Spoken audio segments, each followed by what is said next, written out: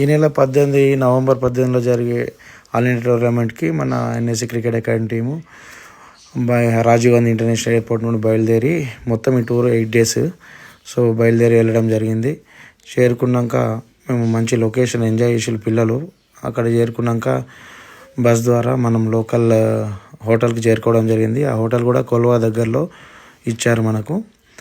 Daily beach దగ్గర కాబట్టి మన వాళ్ళు బీచ్కి వెళ్ళడము, అక్కడ ఎంజాయ్ చేయడము, మార్నింగ్ ఫిట్నెస్ అన్నీ చేసుకోవడం జరిగింది.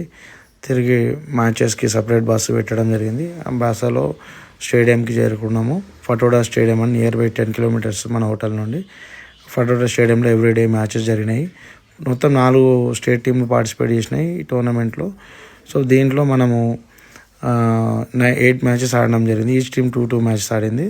దాంట్లో మనం హైదరాబాద్ జట్టు విన్నర్స్గా నిలిచడం జరిగింది. ఎన్ఎస్సి హైదరాబాద్ టీము మన వాళ్ళు మంచి ఎంజాయ్ చేసి టోర్నమెంట్ మొత్తము కప్పు విన్నర్గా ట్రోఫీ అందుకోవడం జరిగింది. తిరిగి ప్రయాణం 25 నవంబర్ రోజు స్టార్ట్ చేసినాము. ఆ రోజు నైట్ ఉండే ఫ్లైట్ 9:50కి. లేట్ అవ్వడం వల్ల మనం 26th ఎర్లీ మార్నింగ్ రీచ్ అవ్వడం జరిగింది హైదరాబాద్కి. ఇది జర్నీ మొత్తం.